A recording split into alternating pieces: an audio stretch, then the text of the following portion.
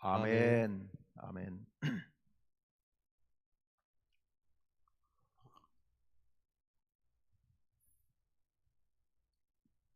오늘 제가 뭐 좀 달라 보이지 않습니까? 키가 좀 더 커 보이지 않아요? 딴 때보다? 아니에요? 아, 그렇죠. 예, 예. 어제보다 훨씬 더 나아 보이시죠? 예.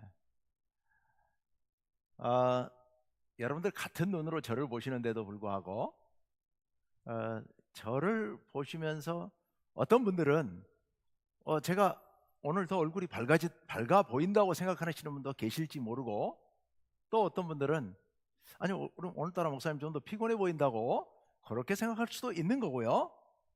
사람마다 보는 관점에 따라서 조금씩은 달라 보일 수도 있을 겁니다. 더더군다나 우리는 이제 익숙한 공간 안에 저만 이렇게 오늘 이 자리에 있기 때문에 다른 것들은 다 똑같잖아요. 근데 저만 어쨌든 전에와는 또 다른 얼굴로 다른 포즈로 이렇게 하니까 여러분들이 저를 주목할 수밖에 없습니다. 다른 건 봐봐야 똑같은 게 맨날 똑같으니까. 제가 오늘 하는 말은 또 다르니까 저를 이렇게 보게 되어 있습니다.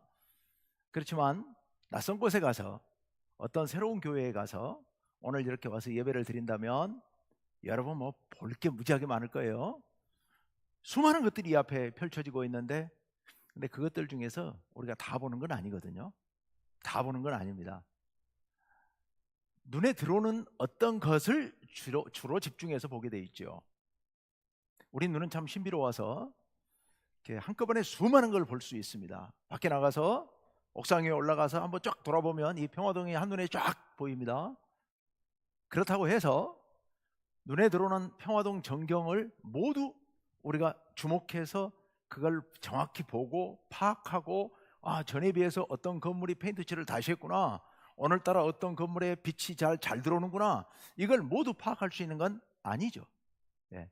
눈에 들어오는 몇 가지에 집중해서 보게 되어 있습니다. 그래서 연극을 하거나 뭐 그런 걸 할 때, 무대 공연을 하거나 할 때는 누구만 보라고 특별히 거기만 조명을 확 비춰주죠. 스포트라이트를 비춰줘서 딴 거 보지 말고 거기만 보라고, 주목하라고, 그렇게 인도를 합니다.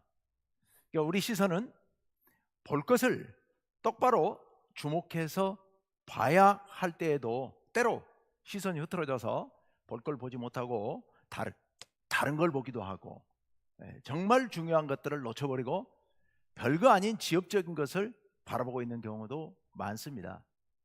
불교에서 자주 쓰는 말로 달을 보라고 손가락을 들어서 달을 가리켰더니 달은 안 보고 손가락만 보더라. 저 손가락이 길다 짧다 참 이쁘게 생겼다. 손가락 갖고 얘기하더라라는 게 이제 티벳의 그 이야기에서 나와서 불교에서 그 말을 많이 쓰는 말인데요. 달을 보라고 가리켰는데 달은 안 보고 손가락만 보는 경우도 있을 수 있습니다. 그러니까 우리가 무엇을 보느냐, 무엇에 집중하느냐, 요거 굉장히 중요한 일인데 그게 꼭 필요한 것만을 항상 바라보는 것은 아닙니다. 오늘 말씀에도 이 바라보는 것과 중요한 관련을 갖고 시작을 하는데요. 지난번 설교에서, 지난주죠. 지난번 설교에서 저 사도행전 3장 1절에서 10절 말씀에서 우리가 보는 문제를 잠깐 제가 말씀을 드렸습니다. 그때는 이제 성전 미문, 아름다운 문, 그게 아름다운가 아름답지 않은가 이런 말씀 드렸습니다만은, 그 사건에서 베드로와 요한이 오후에 이제 제9시 기도 시간에 기도하러 올라가다가 성전 미문에 앉아서 구걸하는 사람을 보았고, 그 앉아 있는 사람은 뭔가를 구걸할까 해서 베드로와 요한을 또 바라보고, 그런데 베드로가 요한이 그 구걸하는 사람을 주목하여 보았습니다. 그리고 보라 라고 말씀하시니까 그가 보았습니다. 그러자 그에게 나사렛 예수의 이름으로 일어나 걸으라 라고 해서 이제 일어나 걷게 됩니다. 계속해서 이어지는 이야기일 수도 있는데요. 그 사람이 일어났습니다. 그 사람이 일어나 가지고 기뻐 뛰면서 찬양하면서 성전으로 들어갑니다. 수많은 사람들이 갑자기 시선이 그리 모이기 시작했습니다. 누구를 봤겠습니까? 그 사람을 본 거예요. 그 고침받은 사람을 주목한 거예요. 저 앉아서 구걸하던 사람인데 평생 한 번도 걸어보지 못한 40세가 넘도록 한 번도 걸어보지 못한 저기 앉아서 구걸하던 사람이 저 사람이 걷네, 저 사람이 뛰네, 이게 웬일이야? 하고 온통 그 사람만을 집중하게 됩니다. 그런데 다음 순간 사람들의 시선이 딴 데로 일제히 또 옮겨갑니다. 왜 옮겨갔느냐? 오늘 말씀 시작 부분 즉 11절에서 이렇게 시작하고 있습니다. 11절 말씀 우리 같이 읽어봅시다. 시작. 나은 사람이 베드로와 요한을 붙잡으니 모든 백성이 크게 놀라며 달려나아가 솔로몬의 행각이라 불리우는 행각에 모이거늘. 아멘. 사람들의 시선이 누구에게로 옮겨갔겠습니까? 베드로와 요한에게로 시선이 일제히 옮겨갑니다. 이유는 그 나아서 걷고 뛰던 사람, 모두의 주목을 받던 그 사람이 베드로와 요한을 붙잡았기 때문입니다. 여기서 붙잡았다고 하는 것은 뭐 괴롭히기 위한 것도 아니고 뭘 요구하기 위한 것도 아닙니다. 베드로와 요한을 붙들고 자기도 그 뒤를 따르겠다는, 베드로와 요한의 뒤를 따라 나도 성전에 들어가겠다는 그런 마음으로 이 사람들이 나를 고쳐주었으니 내 이제 이 사람 놓지 않고 이 사람들 뒤따라 다니겠노라고 이런 마음으로 붙잡았겠죠. 그런데 베드로와 요한을 붙잡는 것을 보니까 사람들은 이 사람이 고쳐졌구나, 베드로와 요한이 고쳐졌구나, 그런 마음에서 베드로와 요한을 온통 주목하게 됐고, 그래서 그들이 솔로몬 행각으로 달려가게 됩니다. 행각이라고 하는 게 우리 저 경복궁이나 큰 궁전에 가면, 궁궐에 가면 앞에 이제 본 건물이 있고 빙 둘러 마당을 둘러싼 그 주랑 같은 게 쭉 이렇게 둘러싸고 있죠. 이게 이렇게 지붕만 살짝 있고 처마만 있는 그거 이제 이게 행각인데요. 솔로몬 행각이 성전을 둘러싸고 있는, 성전의 어떤 건물을 둘러싸고 이렇게 그 담장 치듯이 이렇게 빙 둘러 있는 그런 곳입니다. 그곳에 사람들이 몰려들게 된 거죠. 그렇게 해서 몰려들면서 사람들은 베드로와 요한을 주목하게 됩니다. 그런데 그러자 베드로와 요한이 자신들에게로 향하는 이 스포트라이트를 다시 딴 데로 돌립니다. 먼저 사람들은 그 나은 사람을 바라봤습니다. 그랬더니 그 나은 사람이 베드로와 요한을 붙잡자 사람들은 이제는 그 나은 사람이 아니라 베드로와 요한을 바라봅니다. 그가 이 놀라운 기적을 행했다고 생각한 거죠. 그랬더니 베드로와 요한이 자신들이 받는 스포트라이트를 다른 곳으로 옮기게 됩니다. 어디로 옮기느냐? 12절 하반절 다 같이요. 시작. 이스라엘 사람들아, 이 일을 왜 놀랍게 여기느냐? 우리 개인의 권능과 경건으로 이 사람을 걷게 한 것처럼 왜 우리를 주목하느냐? 아멘. 베드로와 요한이 뭐라고 그래요? 왜 우리를 쳐다보느냐? 왜 우리를 주목하느냐? 마치 우리가 낫게 한 것처럼, 우리의 권능, 우리의 경건으로 이 사람을 마치 고친 것처럼 왜 우리를 주목하고 있느냐라고 이야기를 하고 있습니다. 우리를 주목하지 말라는 얘기죠. 딴 데로 시선을 돌리라는 얘기입니다. 어디로요? 지금 나은 사람 여기 있고, 그리고 우리 여기 있는데 이 사람도 아니고 우리도 아니고 그럼 누구예요? 그 말씀이 13절 상반절에 나오고 있습니다. 13절 상반절 다 같이 시작. 아브라함과 이삭과 야곱의 하나님 곧 우리 조상의 하나님이 그의 종 예수를 영화롭게 하셨느니라. 아멘. 누구를 이야기하고 있어요? 예수님을 이야기하고 있습니다. 한마디로 말하면 예수님을 바라보라는 겁니다. 예수님을. 하나님은 누구의 하나님? 우리 조상의 하나님.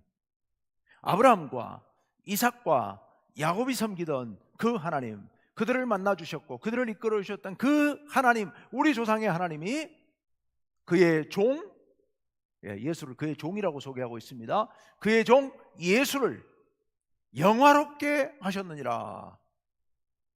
두 달 전에 십자가에 못 박혀서 죽은 예수, 그를 영화롭게 하셨다. 영화롭게 하셨다는 얘기는 높이 들어 올리셨다, 이런 의미예요. 높이 들어 올리셨다. 누구를요? 예수를 높이 들어 올리셨다. 그래서 지금 베드로와 요한은 너희가 진정 주목해야 할 분은 저 사람도 아니고 우리도 아니고 누구다? 예수 그리스도다. 예수를 보라. 예수를 보라. 하나님이 예수를 높이 들어 올리셨으니 너희가 진정 주목해야 할 분은 예수 그리스도다. 우리가 그렇습니다. 우리가 신앙생활하는 과정에서 주변에서 무슨 일이 벌어지더라도 그 일 뒤에 서 계시는 하나님, 그 일 가운데 역사하고 계시는 예수님을 볼 줄 알아야 됩니다.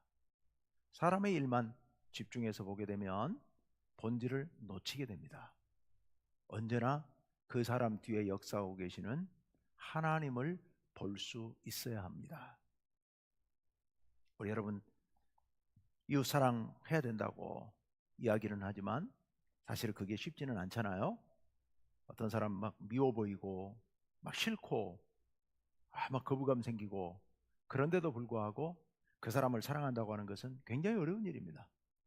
하지만 우리는 그 사람을 볼 게 아니라 그 사람 뒤에서 그 사람을 사랑으로 보살피고 계시는, 비록 내가 보기에는 사랑받을 자격도 없어 보이지만, 그렇게 생각될지 모르지만 하나님께는 어쩌면 그렇기 때문에 더 사랑스러운 그분을 더 안타까워하고 계시는, 그래서 더 하나님께서 아픈 손가락처럼 그를 보살피고 계시는 그 사람을 우리는 사랑할 수 있어야 됩니다. 왜냐하면 그 사람 뒤에 하나님이 계시기 때문에 하나님을 볼 수 있어야 됩니다. 여러분, 어떤 일에서도 마찬가지입니다. 어떤 일을 할 때도 언제나 그 일 뒤에 역사하고 계시는 우리 하나님을 볼 수 있어야 됩니다. 이게 믿는 사람들입니다. 이게 믿음의 사람들이에요. 그거 보지 못하면 우리가 위험에, 함정에 빠지거나 돌불에 걸려 넘어질 수도 있습니다. 언제나 하나님을 바라보고 예수님을 바라볼 수 있어야 된다. 사람을 보지 말자. 교회 건물도 보지 말고 일도 보지 말고 하나님을 볼 수 있어야 된다. 하나님을, 우리가 하나님을 보시기를, 또 예수님을 보시기를 간절히 바랍니다. 그런데 우리가 예수님을 바로 볼 수는 없죠. 왜냐하면 우리 눈이 그렇게 똑똑하지 못해서 늘 예수님을 볼 수 있어야 되는데 예수님이 희미하니까요. 느낌으로 어렴풋이 느껴진다 하더라도 명확하게 예수님을 볼 수는 없습니다. 그래서 우린 때로 우리가 눈을 활짝 열어서 예수님을 볼 수 있도록 누군가의 도움을 구할 필요가 있고, 누군가의 말씀에, 하나님 말씀에 주목할 필요가 있습니다.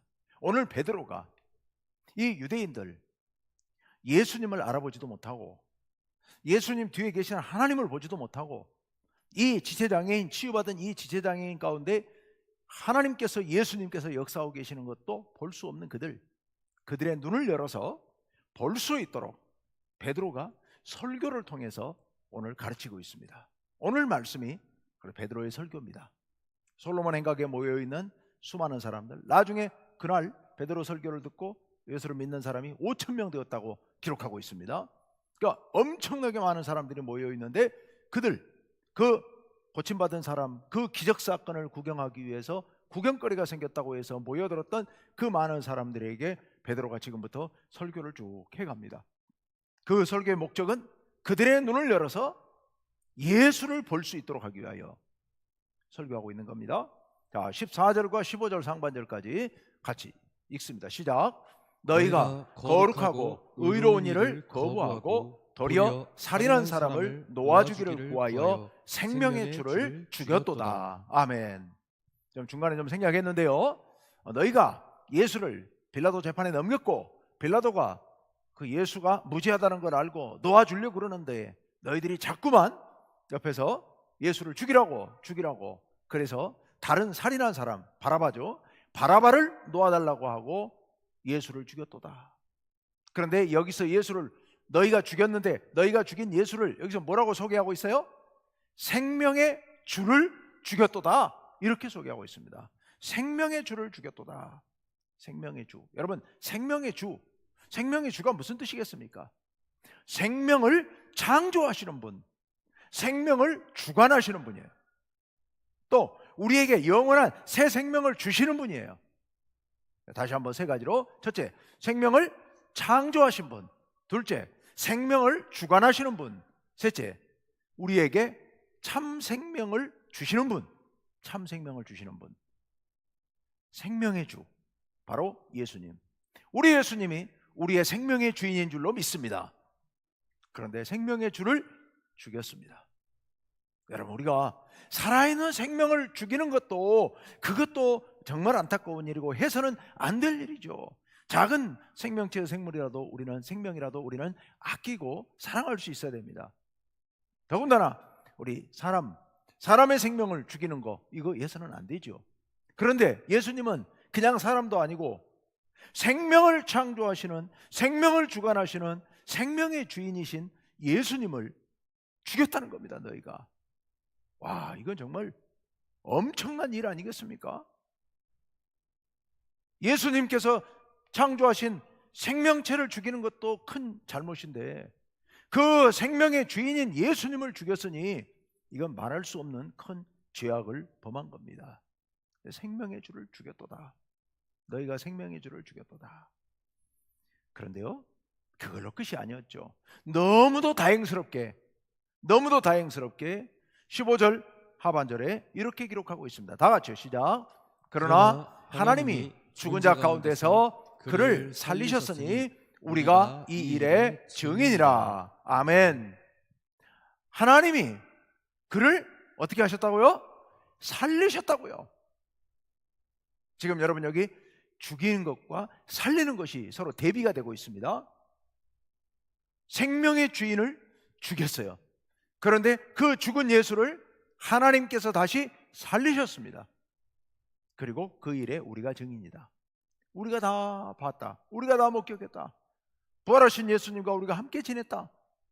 우리가 바로 증인이다. 이렇게 고백하면서 그들이 생생한 목격자임을 이렇게 지금 이야기하고 있습니다. 그리고 그렇게 너희가 죽인 생명의 주인 그를 하나님께서 살리셨다는 것을 어떻게 알 수 있느냐? 어떻게 믿을 수 있느냐? 우리가 봤지만 너희는 못 봤는데 너희가 믿을 수 있는 근거가 있다. 그 근거가 뭐냐? 바로 방금 너희가 보고, 지금 보고 있는, 너희 눈앞에 보고 있는 일, 그 일이다. 16절 다 같이 읽습니다. 시작. 그 이름을 믿음으로 그 이름이 너희가 보고 아는 이 사람을 성하게 하였나니 예수로 말미암아 난 믿음이 너희 모든 사람 앞에서 이같이 완전히 낫게 하였느니라. 아멘. 아멘. 그 이름을 믿음으로, 여기 그 이름은 예수의 이름이죠. 예수의 이름을 믿음으로 그 예수의 이름이 너희가 보고 아는 이 사람을 성하게 했다. 너희가 잘 알지 않느냐? 이 사람 40세가 되도록 날마다 성전 미문에 앉아서 걷지도 못하고 남이 옮겨주면 여기 와서 구걸하던 이 사람이 이렇게 걸어서 나와서 걷고 뛰는 것 너희가 눈으로 보고 있지 않느냐? 이 사람 이렇게 된 것 바로 예수의 이름을 믿음으로 이런 일이 벌어지게 됐다. 예수로 말미암아 난 믿음이, 즉 예수님을 믿는 믿음이 너희 모든 사람 앞에서 이같이 완전히 낫게 하셨다. 완전히 낫게 하셨다. 이렇게 해서 바로 뭘 이야기하고 있어요? 너희가 죽였던 그 예수가 생명의 주인이시고 그 생명의 주인을 누가?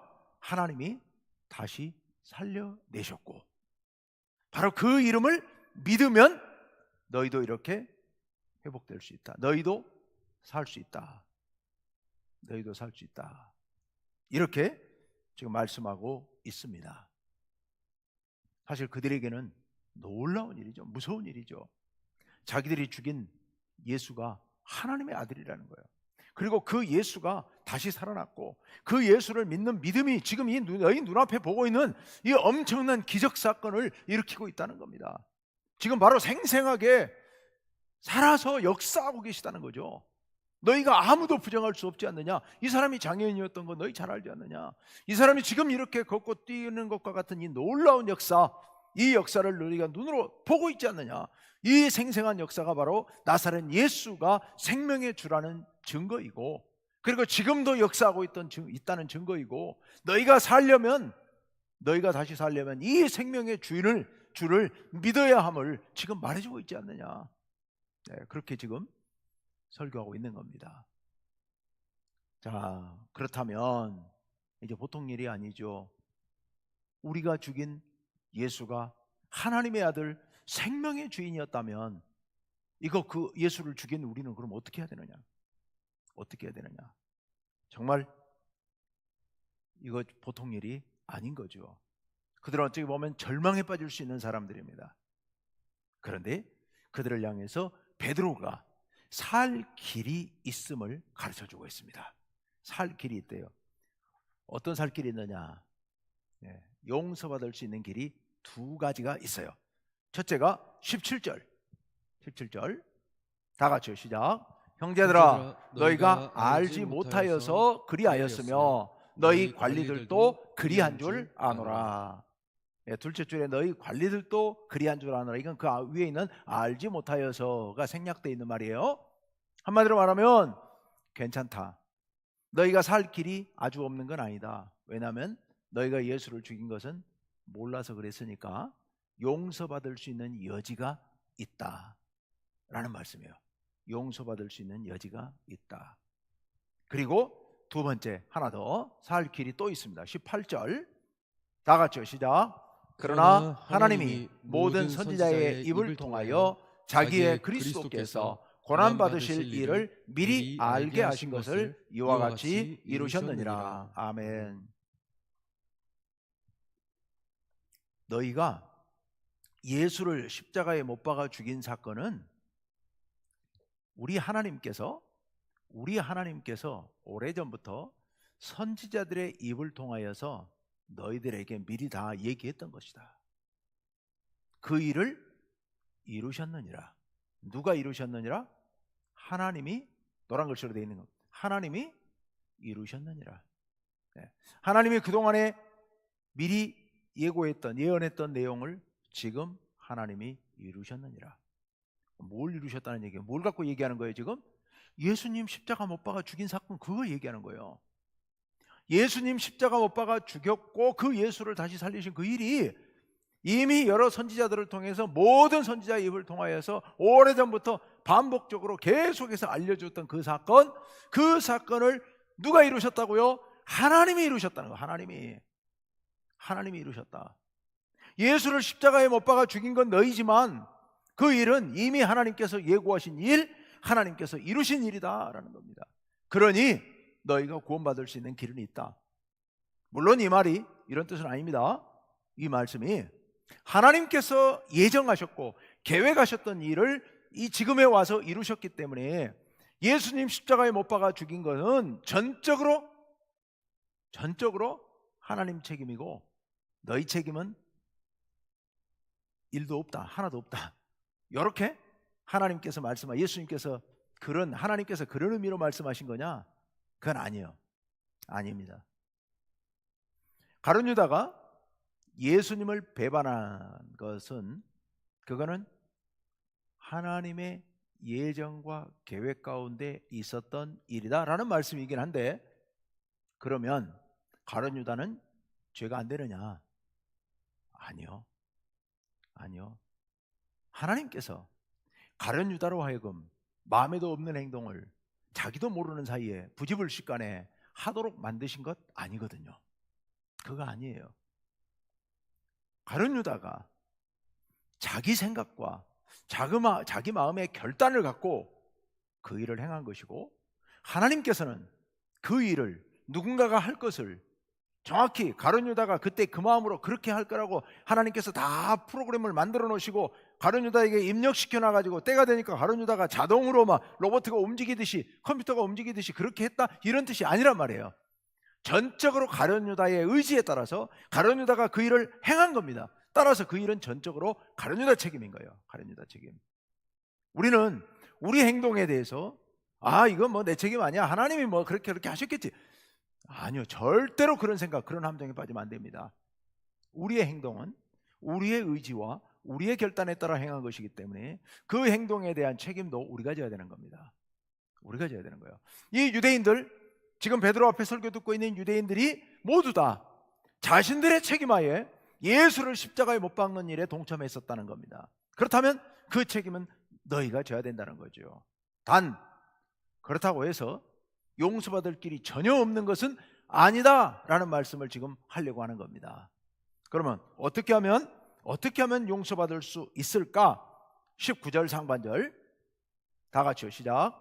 그러므로 너희가 회개하고 돌이켜 너희 죄 없이 함을 받으라. 아멘.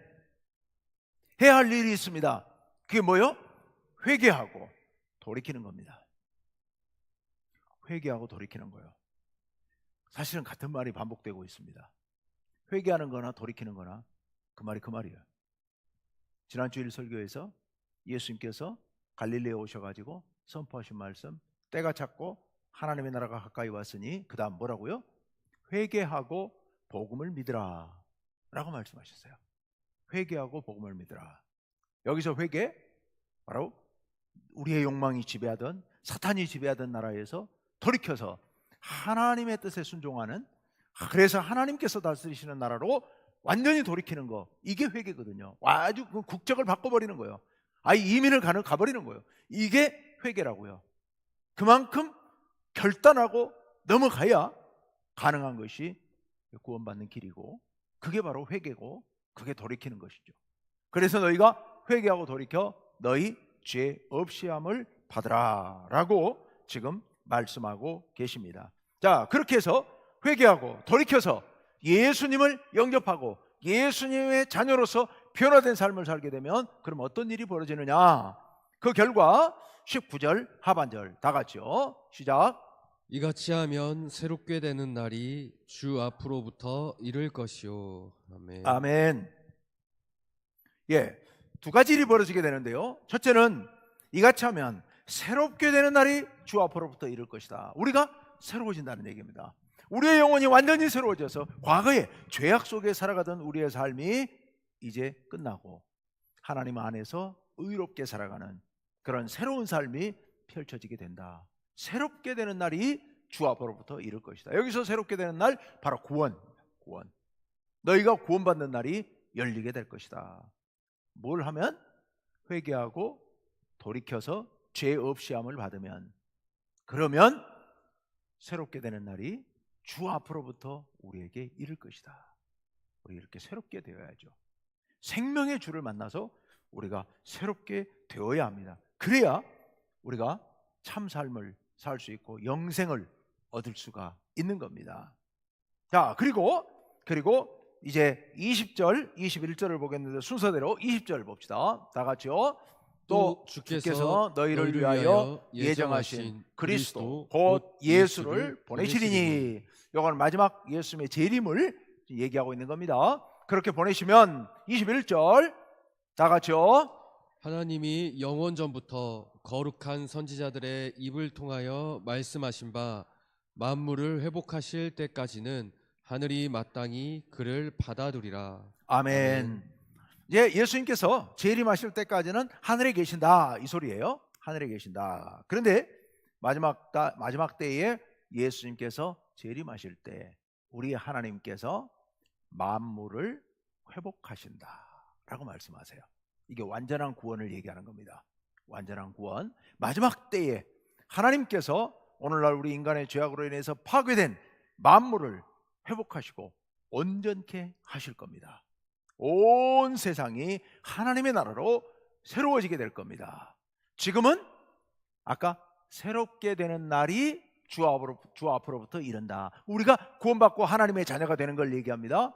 그런데 마지막 때에 만물을 회복하실 때는, 그때는 이제 온 우주 만물이 하나님께서 이루시는 새하늘 새천지가 되어서 새 땅이 되어서, 그래서 영원한 하나님의 나라의 삶을 살게 될 것이다. 그때까지 하나님 보좌 우편에 계실 것을 여기 하늘이 마땅히 그를 받아두리라 라고 표현한 겁니다. 자, 이제 종합 정리를 해봅시다. 여러분, 사람들은 처음엔 누구를 보았어요? 고침받은 사람만 주목했습니다. 그 고침받은 사람이 베드로와 요한을 붙잡자 이제는 사람들이 누구를 주목하고 누구에게로 몰려들었어요? 베드로와 요한을 주목하고 베드로에게로 집중했습니다. 그런데 그래서는 안 되죠. 그래서 베드로가 모여든 무리들의 시선을 누구에게로 돌리고 있어요? 예수님. 오늘 본문에서는 그를 무슨 주? 어떤 주? 생명의 주. 생명의 주인이신 예수님을 보라 하면서 예수님에 대해서 소개하고 있습니다. 너희가 죽인 예수, 너희가 빌라도를 압박해서 생명의 주를 죽였고 하나님께서 그를 살리셨다. 그럼 어떻게 할 거냐? 이제 너희가 회개하고 돌이키면, 그러면 너희가 새롭게 되는 날이 이르게 될 것이고, 그리고 만물이 회복되는 역사를 마지막에 보게 될 것이다 라고 우리에게 말씀해 주고 계십니다. 여러분, 우리가 주목해야 할 분은 오직 예수님, 오직 하나님, 그 하나님을 주목해야 됩니다. 그리고 눈으로 볼 뿐만 아니라 우리가 예수 그리스도를 영접하는, 회개하고 새롭게 되는, 그런 회개하고 돌이키는 그런 삶을 살아서 우리의 삶이 예수님과 완전히 하나 되어서, 하나님과 하나 되어서 하나님 안에서 영원토록 참 생명을 누리는 그런 삶을 살아야 할 줄로 믿습니다. 그럴 때 우리 모두가 참 생명을 누리게 될 것이고 영원한 생명을 누리게 될 겁니다. 이 베드로의 설교를 듣고 수많은 사람들이 회개하고 돌이켰는데, 세례를 받았는데, 그날에 돌아온 사람의 숫자가 5,000명에 이르렀다라고 기록하는데, 5,000명에 이르렀다는 말이 앞에 있었던 사람들과 합쳐서 5,000명이란 소린지, 아니면 그날 순수하게 5,000명이란 소린지는 학자들에 따라 의견이 좀 분분하긴 합니다. 어쨌든 수천 명의 사람들이 구원받는 놀라운 역사가 그날 일어났던 건 확실하다라는 얘기입니다. 그런 위대한 역사가 예수를 바라봄으로 말미암아, 생명의 주인을 바라봄으로 말미암아 이런 역사가 일어났다. 우리도 오직 예수님을 바라보고, 또 우리 주변에 있는 사람들도 오직 예수님, 하나님을 바라보며 살아갈 수 있도록 우리가 그런 베드로와 요한의 역할을 우리가 해야 될 줄로 믿습니다. 그렇게 살아가시기를 간절히 바라고요. 오늘 이 시간 우리 마음을 다하여서 이 말씀 붙들고 간절히 기도하시기를 바랍니다.